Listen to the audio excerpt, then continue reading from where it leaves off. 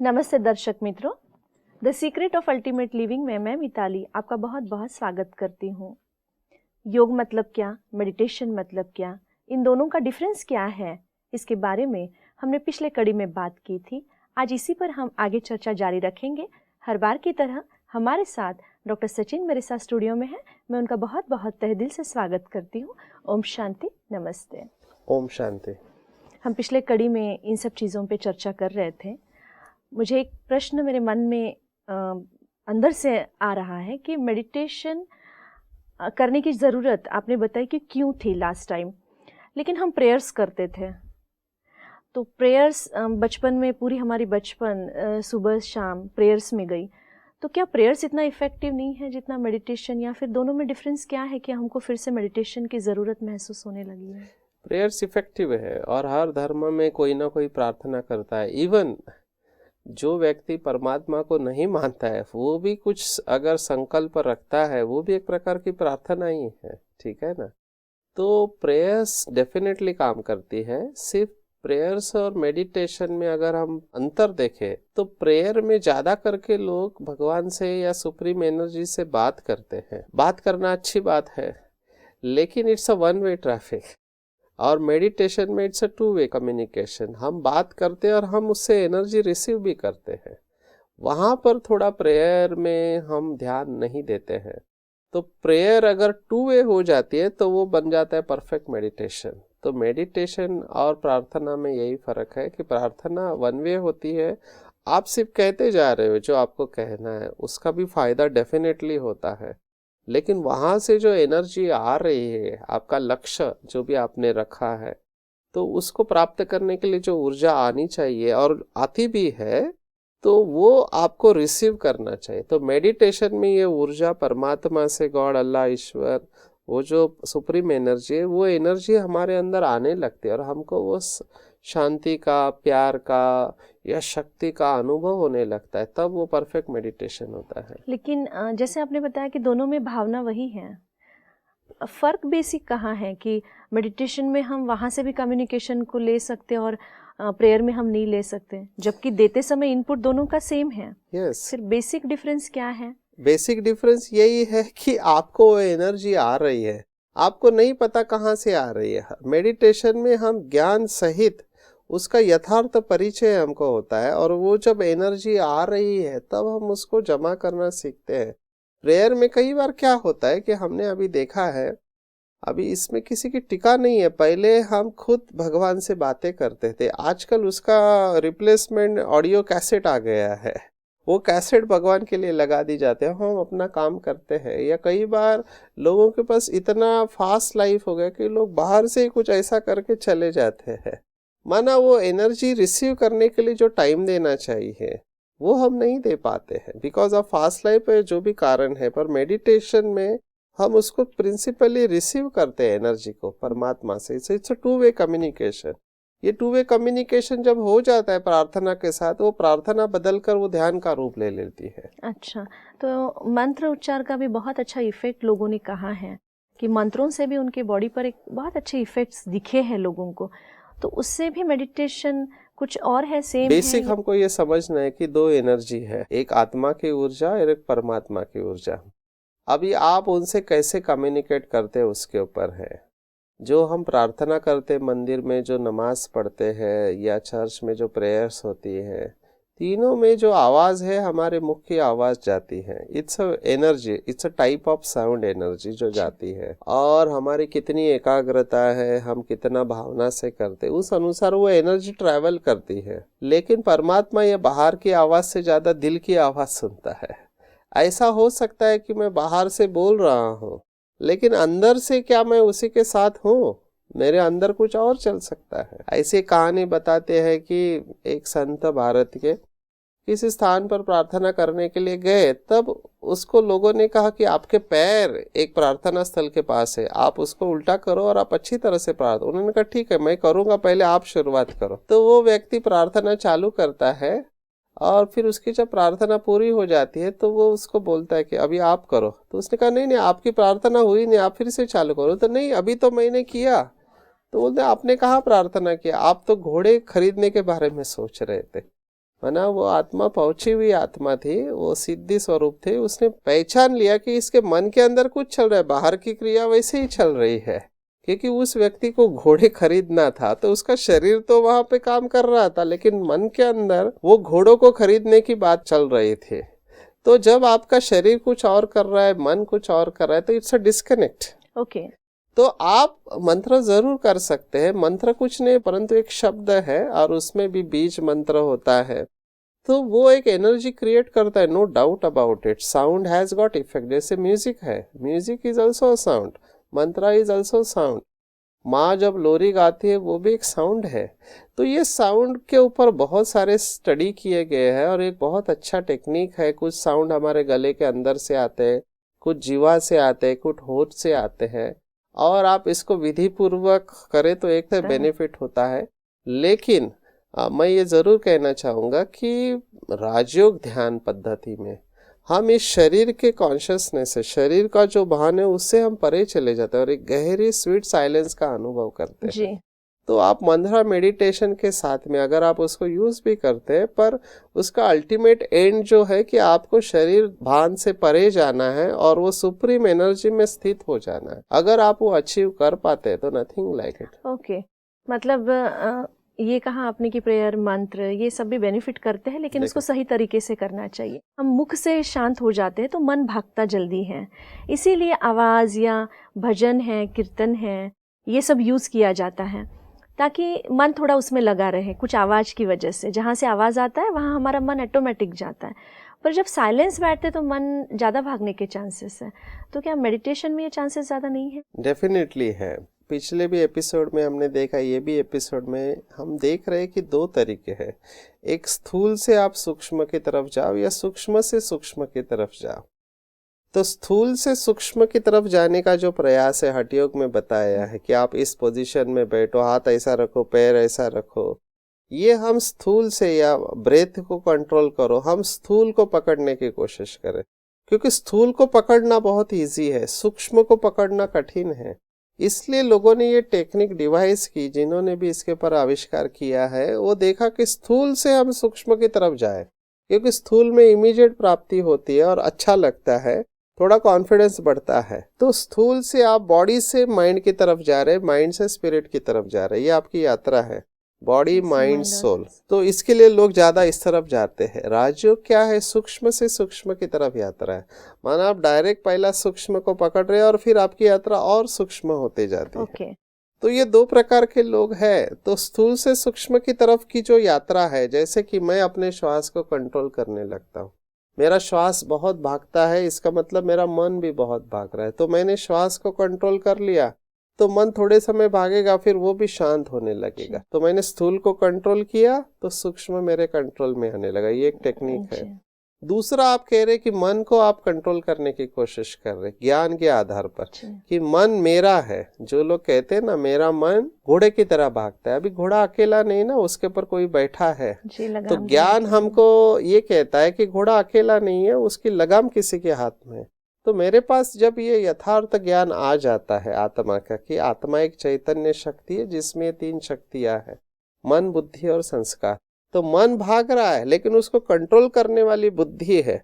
अगर वो ज्ञान से भरपूर है तो भागते हुए मन को वो स्टॉप कर सकती है। ऐसी कुछ क्रिया हम राजयोग में करते जिससे कि मन को सूचना देते कि तुम बहुत अच्छे हो, पर तुम्हारा स्वधर्म शांति है और तुम आत्मा के एक हिस्सा हो, तुम एक चैतन्य शक्ति हो। तो हम स्थूल को इस्तेमाल नहीं कर रहे, हम सूक्ष्म को ही पकड़ रहे हैं। तो ज्ञान के आधार पर हम इस्तेमाल करें। तो शुरुआत में थोड़ा डेफिनेटली ऐसा लगता है कि कठिन है, लेकिन एक बार आपने प्रयास किया तो धीरे धीरे आपका आत्मविश्वास बढ़ने लगता है, और अंडर राइट गाइडेंस आप अगर करो पूरा ज्ञान के आधार पर, तो आप उसमें स्थिर हो सकते हैं। स्थूल से सूक्ष्म की तरफ जाते हैं, और राजयोग में कैसे हम सूक्ष्म से सूक्ष्म को पकड़ते हैं। बहुत ही इजीली आपने इस बात को रखा। हम पीछे भी चर्चा कर रहे थे जिसमें आपने कहा था ज्ञान योग, भक्ति योग, कर्म योग, इसको गीता में भी मेंशन किया हुआ है, बताया हुआ है।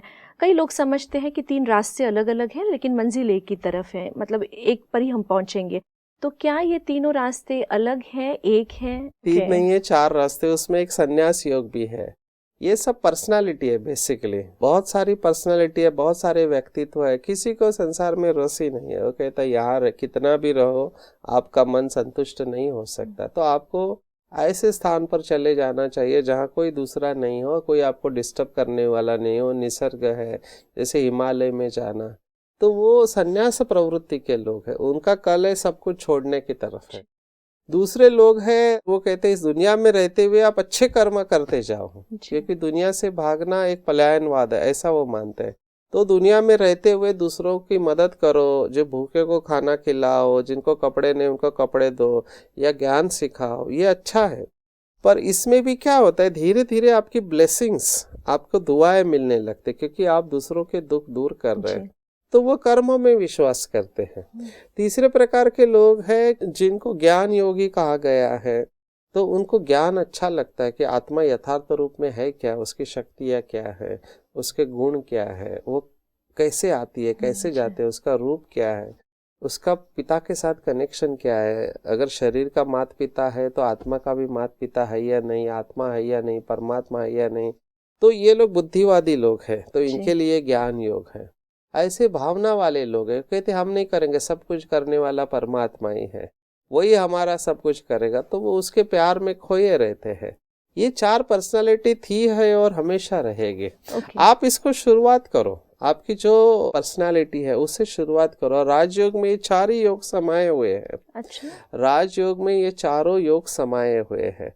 जिस व्यक्ति को डिटैच रहना या अकेले रहना पसंद है, वो एकांत में रह के राजयोग का अभ्यास कर सकता है। और आजकल जैसे पहले के ज़माने में लोग जंगल में जाते थे, आप वो नहीं कर सकते क्योंकि जंगल ही नहीं बचे हैं, ठीक है ना। तो आपको घर में ही या ऐसा स्थान ढूंढना पड़ेगा जहाँ पर आप एकांत में, और एक बार आपको ये आदत हो गई तो भीड़ में रहते हुए भी आप एकांत में चले जा सकते हैं। तो राजयोग में संन्यास योग समाया हुआ इसलिए है क्योंकि भले आपने दुनिया नहीं छोड़ी, लेकिन बुद्धि से आपने दुनिया को छोड़ दिया है, इसमें रस नहीं है। अगर पुरानी दुनिया है जहाँ पे लोगों के अंदर इतनी शक्तियाँ नहीं रही हैं और ये दुनिया दुखदायक है, ऐसा मेरे बुद्धि ने महसूस किया, तो मेरी बुद्धि उधर जाएगी नहीं। तो राजयोग में संन्यास योग समाया हुआ है। जो लोग परमात्मा को प्यार करते, इमोशनल है, भावना प्रधान है, वो अगर दिल से परमात्मा को अर्पण करते हैं और प्यार से बातें करते हैं, तो धीरे धीरे देखा कि उनके मन और बुद्धि परमात्मा में स्थित होने लगती है। तो वो भक्ति योग भी इसमें समाया हुआ है। कर्म योग इसलिए समाया हुआ है कि कर्म करते समय अगर हम ये कॉन्शियसनेस रखें, फिर आप खाना बना रहे, ऑफिस में काम कर रहे, कर्म करते समय अगर मैं इस चेतना से कर्म कर रहा हूँ कि मैं एक आत्मा हूँ, इस शरीर की मालिक हूँ और परमात्मा मुझे कंटिन्यूस शक्ति दे रहा है, उसकी छत्र छाया में मैं हूँ, और आप कर्म कर रहे हैं जी, तो ये कर्म योग भी हो जाता है। अच्छा। और ज्ञान योग है क्योंकि यहाँ पे जो परमात्मा ने ज्ञान हमको दिया है उसका मनन चिंतन हमारा चलता रहता है, तो ये ज्ञान योग भी है। तो राजयोग में ये 4 योग समाये हुए। तो ये 4 योगों को अगर हम इंक्लूड करते हैं तो उसको भी हम राजयोग कह सकते हैं। पर ज़्यादातर लोग ये समझते हैं कि जब हम ज्ञान योग को पकड़ते हैं या ज्ञान मार्ग को पकड़ते हैं तो अहंकार आने का चांस ज़्यादा रहता है, और भक्ति योग के अंदर सरेंडर भाव बहुत रहता है। ठीक आपने कहा, इट इज़ क्वाइट पॉसिबल। जब हमको नया ज्ञान आता है तो ज्ञान का अभिमान आने के चांसेस होते हैं। एक्चुअली ये ज्ञान होता है परमात्मा का दिया हुआ, क्योंकि जो भी अच्छे कर्म आपके द्वारा हो रहे या अच्छी बातें आपके द्वारा निकल रही है, तो ज्ञान योग करने वाले लोगों में ऐसे लगता है कि ये मैंने ही दिया है, होता परमात्मा का है, लेकिन उसमें मैंपन आने के चांसेस होते हैं। और जहाँ मैंपन आता है, अहंकार वहाँ है, डेफिनेटली ये है, इट इज़ पॉसिबिलिटी। तो उनको भी ध्यान में रखना चाहिए कि हमेशा दाता एक ही है, देने वाला है, और आपको वो यूज़ कर रहा है तो आप निमित्त है उस कार्य के लिए। तो ये किस में होता है, जो ज्ञान में योग में मैच्योर कम है, क्योंकि जैसे आपकी मैच्योरिटी आती है, उसमें परिपक्वता आता है, तब आपको खुद को महसूस होता है कि आप नहीं कुछ कर रहे, कोई आपको यूज कर रहा है, ठीक है ना। तो वो अहंकार चला जाता है। मेरा स्वयं का अनुभव मैं ये कहूँगा कि कई जगह पर स्पीच देने के लिए जाना होता है, लेकिन एक बार की याद मैं ज़रूर बताऊंगा। भारत में एक जगह पर हम गए थे, उत्तर प्रदेश में, जहाँ पे हमारे मेन स्पीकर बीमार हुए थे। तो मुझे कहा गया अभी आपको जाना है। तो उस समय स्पीच देते वक्त मैं इसलिए डर गया क्योंकि सब सीनियर डॉक्टर बैठे थे और उनके गले में स्टेथोस्कोप था और मुझे अंग्रेजी में बोलना था। उस समय इतना अंग्रेजी में फ्लुएंसी नहीं थी और वो सब्जेक्ट ऐसा था कि सब लोगों को पता था। तो ये दो बातों से मैं डर गया। लेकिन हमने देखा कि उस समय मैंने एक अभ्यास किया और मैंने परमात्मा को दिल से याद किया और बोला कि हे परमात्मा, हम जिसको शिव बाबा कहते हैं, शिव अर्थात कल्याणकारी, बाबा अर्थात पिता, की ये शरीर आपका है, ये आत्मा आपकी है, सामने बैठे हुए भी बच्चे आपके हैं, सेवा आपकी है, करना आपको है। तो ये सोच के मैंने बोलना चालू किया। थोड़ी देर में मैं रियलाइज कर रहा हूँ कि अच्छी तरह से बोल रहा हूँ, कॉन्फिडेंटली बोल रहा हूँ और अपने आप को मैं देख रहा हूँ कि मेरा मुंह हिल रहा है। तो मेरे को समझ में नहीं आ रहा था मैं कैसे अपने आप को देख रहा हूँ, लेकिन यह अनुभव हो रहा था। और जब वो स्पीच हुआ, काफ़ी लोग खुश हुए, अच्छी तरह से तालियां बजी। और जो हमारी बहन है वो हमारे पास आके बोली कि सचिन भाई, आज के जैसा लेक्चर थोड़ा अलग ही था, ये लेक्चर, ऐसा लेक्चर मैंने पहले कभी नहीं सुना। तो मैंने उनको भी साइड में लेके कहा, बहन जी मैंने भी नहीं सुना, मैंने भी पहली बार ही सुना है। तो ये स्पष्ट अनुभव था कि कोई ऊर्जा आई और उसने यूज किया और वो चले गए, माना मेरे अंदर कैपेसिटी नहीं थी। तो उस समय आपको पता चलता है कि आप कुछ नहीं कर रहे हैं, जो भी अच्छे काम हो रहे हैं वो कोई एक शक्ति आती है, आके अपना काम करके चली जाती है। आप इसको सरेंडर करो या जो भी कहो कि पर वो एक स्टेज आती ही है ज्ञानी आत्माओं में। जैसे हम समझते थे हम साइंटिस्ट हैं, हम सब जानते हैं, हम अच्छी तरह से लोगों को समझा सकते हैं, लेकिन उस समय मैंने रियलाइज किया कि मेरे अंदर ताकत नहीं है, कोई और करवा रहा है जी। तो ये अनुभव आज नहीं तो कल ज्ञानी तो आत्मा को भी आता है, जिनके द्वारा अच्छे अच्छे विचार आते हैं, अच्छे बोल निकलते हैं, तो ये महसूस होता है कि आप नहीं कर रहे। कॉन्ट्रास्ट टू दिस, जो भक्ति मार्ग वाले हैं वो पहले से ही ये मान के चलते हैं कि मैं तो आपका सेवक हूँ, दास हूँ, जो भी हूँ, आप ही सब कुछ है, आप मेरे को चलाओ। इसलिए का बच्चा जो अपने माँ बाप के ऊपर डिपेंडेंट होता है, उनके अंदर भावना रहती है, लेकिन अति भावना भी ठीक नहीं है। हमको एक्चुअली क्या चाहिए, भावना और विवेक का संतुलन चाहिए। अगर आप टू मच डिपेंडेंट होते हो तो भी ठीक नहीं, अगर आप टू मच ज्ञान में चलते हो तो भी ठीक नहीं। हमको एक बैलेंस चाहिए। जैसे इसके ऊपर एक कहानी सुनाते हैं ना, आपने बहुत बार सुनी होगी कि गांव में जब बाढ़ आती है, जो भावना वाला भक्त है वो क्या कहता है कि भगवान मेरे को बचाएगा। तो पहले लोग बोलते कि चलो पानी भर रहा है, कुछ भी हो सकता है, वो कहता है नहीं, भगवान मुझे बचाएगा। दूसरी बार फिर पानी और बढ़ जाता है तो बोट से लोग आते हैं कि चलो, वो कहता है नहीं, भगवान मेरा मुझे बचाएगा। तीसरे बार जब और पानी बढ़ जाता है, वो छत के ऊपर जाके बैठता है, तो आर्मी वाले हेलीकॉप्टर से आते हैं उसको उठाने के लिए, चलो तुम अकेले ही बचो, बोलते नहीं, मेरा भगवान मुझे बचाएगा। और लास्ट में पानी और बढ़ जाता है और उसका शरीर छूट जाता है। जब वो भगवान के पास जाता है तो परमात्मा को पूछता है, मैंने तुम्हारी इतनी भक्ति की, तुमने मुझे बचाया क्यों नहीं? पर परमात्मा कहता है, वो 3 लोगों को मैंने ही भेजा था तुमको बचाने के लिए, लेकिन तुमने उनकी मदद नहीं ली। तो इस तरह से भी ब्लाइंड फेथ नहीं होना चाहिए। परमात्मा के ऊपर विश्वास है तो परमात्मा मदद करेगा, ठीक है ना, लेकिन वो किसी के द्वारा करेगा ना। तो भावना में भी टू मच नहीं जाना चाहिए और टू मच ज्ञान में भी नहीं जाना चाहिए। मतलब तो टू मच रैशनल और लॉजिक। सो हमारी भावना ज्ञान युक्त होना चाहिए और स्नेह युक्त हमारा योग होना चाहिए, तब हम देखते हैं अच्छा रिजल्ट आता है। तो दोनों कोई गलत नहीं है, ज्ञान भी अच्छा है, भावना भी अच्छा है, लेकिन बैलेंस में चलना चाहिए। मतलब आपका कहने का भाव ये है कि ज्ञान मार्ग में आप स्वयं चलते हुए भी सरेंडर भाव आपने रखा, यानी निमित्त भाव कि कोई मेरे द्वारा करवा रहा है, निमित्त भाव, मैं नहीं कर रहा हूँ। वो ज्ञान मार्ग में क्या होता है, मैंपन जल्दी आ जाता है। जैसे अभी यहाँ लेक्चर चल रहा है, मैंने ये पॉइंट बहुत अच्छा सुना है, या मैं अच्छा सुना सकता हूँ, मेरे बोलने का तरीका अच्छा है, मैं अच्छी अच्छी बातें लोगों को समझा सकता हूँ, मेरे जैसा स्पीकर कोई नहीं। ये जो भाव है, इससे अहंकार आता है, लोग आपकी महिमा करते हैं। और अगर आपने उसको स्वीकार किया कि देखो लोग मुझे इतना मानते हैं, इतनी महिमा, तो आपका अहंकार बढ़ने के चांसेस है। उस समय अगर आपने ध्यान में रखा कि नहीं, परमात्मा मेरे द्वारा करा रहा है, ये परमात्मा के बच्चे और वो मुझे यूज करके इनको शक्ति दे रहा है, तो जब आप निमित्त समझते, you are instrument of God, तब ये अहंकार आने के चांसेस कम है। उसके बावजूद भी आ सकता है। कई लोग क्या होते हैं, बाहर से नहीं दिखाते हैं लेकिन अंदर से उनको अच्छा लगता है कि नहीं देखो मेरे कोई प्रेस कर रहा है प्रेज तो कर रहा है, तो अंदर से भी सूक्ष्म में भी अहंकार नहीं चाहिए। नहीं तो अहंकार एक स्थूल रूप होता है। जैसे किसी स्पीकर की वर्णन जब कर रहे थे तो उसकी महिमा बता रहे थे क्योंकि उसने बहुत अच्छी सेवा की है, नो डाउट अबाउट इट। लेकिन लास्ट में वो कहता है, वो स्पीकर कहता है कि मेरी नम्रता के बारे में भी बताओ। तो ये बोलने की जरूरत नहीं है। अगर आपके अंदर दिव्य गुण है तो लोगों को दिखाई देते कि आपके अंदर नम्रता है, जी आपको उसको पुश करने की जरूरत नहीं है। तो ये जी सूक्ष्म अहंकार जो होता है, इसको निकालने में काफी टाइम जाता है जी कि आप अंदर भी उसको स्वीकार नहीं करें आपकी महिमा। इसलिए ज्ञानियों में अहंकार आने के ज्यादा चांस होता है। देखो, अहंकार और स्वमान, सेल्फ रेस्पेक्ट, इसमें बहुत नैरो जी बॉर्डर लाइन बॉर्डर है। तो आपको पता नहीं चलता है कि कब आप स्वमान में है या अहंकार में है।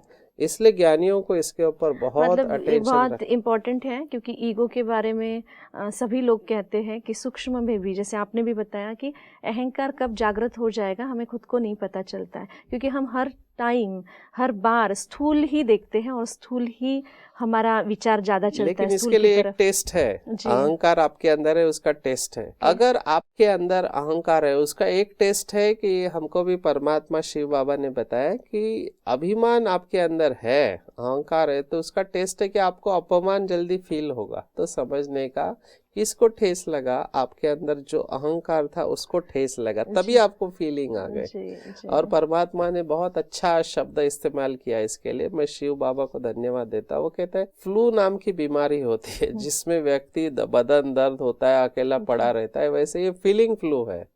और आपको छोटी छोटी बातों में फिर हर्ट फीलिंग आते रहेगी, दुख होता रहेगा। जी लेकिन सेल्फ रेस्पेक्ट वाले व्यक्ति को कभी दुख नहीं होगा, क्योंकि सेल्फ रेस्पेक्ट या सम्मान वाला व्यक्ति जानता है कि मेरा सम्मान मेरे पास है, उसको कोई ले नहीं सकता है। जी तो वो इससे प्रूफ रहता है। तो अगर अहंकार है तो उसका टेस्ट है कि आपको हर्ट की फीलिंग आएगी अंदर से। बहुत सुंदर बात है, बहुत गहरी बात है। मैं चाहूँगी हम इस पर चर्चा आगे की कड़ी में भी जारी रखेंगे, लेकिन आज समय की इजाज़त नहीं है, हमको यहीं रुकना पड़ेगा। लेकिन जाने के पहले हम ज़रूर एक मेडिटेशन करना चाहेंगे। सभी अलर्ट होके बैठेंगे, जैसे हमेशा की तरह हम कोई महत्वपूर्ण काम करते हैं तो उसको साइड में रखेंगे, अपने सेगड़ी या इलेक्ट्रिसिटी मोबाइल को स्विच ऑफ या साइलेंट मोड में रखेंगे और एक आरामदायक स्थिति में बैठकर इन विचारों के ऊपर चिंतन करेंगे। एकदम अलर्ट और जागरूक हो जाएंगे। अपने चारों तरफ से जो भी प्रकंपन है उसे महसूस करेंगे, क्योंकि योगी हमेशा जागरूक होता है अपने प्रति और अपने वायुमंडल के प्रति। तो चारों तरफ से जो भी आवाज़ या प्रकंपन आ रहे हैं उनको एक्सेप्ट करेंगे, लेकिन उनसे डिस्टर्ब नहीं होंगे। धीरे धीरे चारों तरफ से अपना ध्यान हटाकर अपना संपूर्ण ध्यान अपने शरीर के ऊपर फोकस करेंगे। अपने शरीर के प्रति भी जागरूक हो जाएंगे। सिर से लेके पाँव के अंगूठे तक आपके शरीर के अंदर जो भी संवेदनाएं हैं उसे महसूस करेंगे और देखेंगे कि आपके शरीर में कौन से हिस्से में भारीपन है, तनाव है, खिंचाव है। और अपनी इच्छा शक्ति से अपने शरीर को बिल्कुल हल्का छोड़ देंगे। रिलैक्स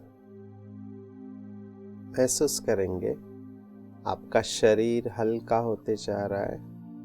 दोनों हाथ, दोनों पैर, छाती, पेट, पीठ की मांसपेशियां, गर्दन और चेहरा, सिर की मांसपेशियां बिल्कुल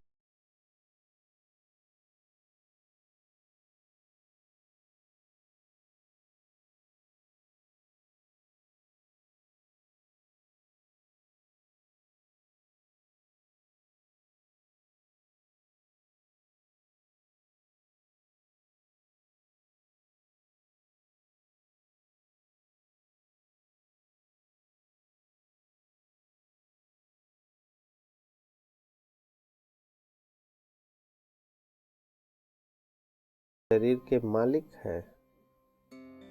मस्तिष्क के द्वारा आप इस शरीर को कंट्रोल कर रहे हैं। ये पूरा शरीर आपके कंट्रोल।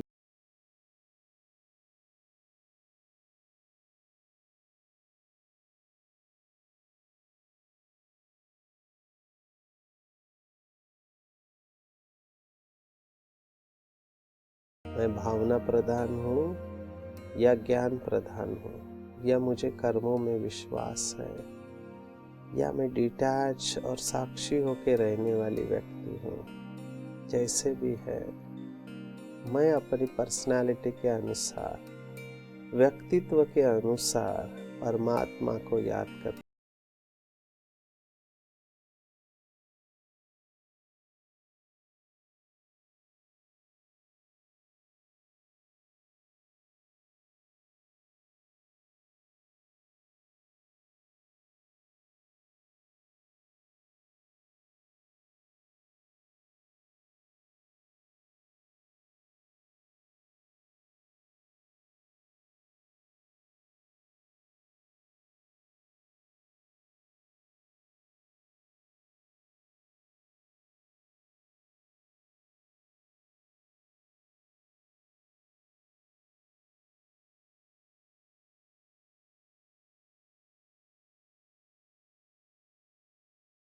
मैं महसूस कर रही हूँ कि किसी भी परिस्थिति में मैं अपना संतुलन बनाए रखती हूँ। न ज़्यादा भावना में आती हूँ, न ज़्यादा ज्ञान का या बुद्धि का अभिमान रखती हूँ, क्योंकि मुझे स्पष्ट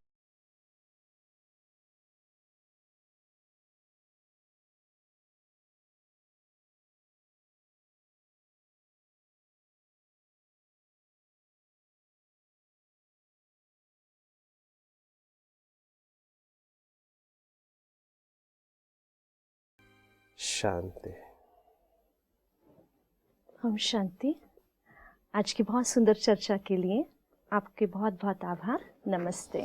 ओम शांति।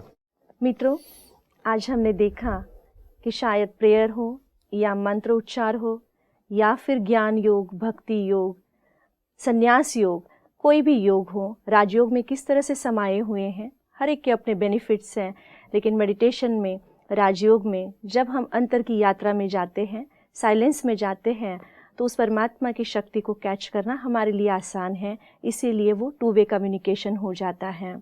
राजयोग ये कैसा साइंस है गहरा, इसके बारे में हम और भी गहराई से जानेंगे अगली कड़ी में। लेकिन अगर आपके कोई प्रश्न हैं तो आप हमारे ईमेल पर भेज सकते या फिर हमारे फ़ोन पर कांटेक्ट कर सकते हैं।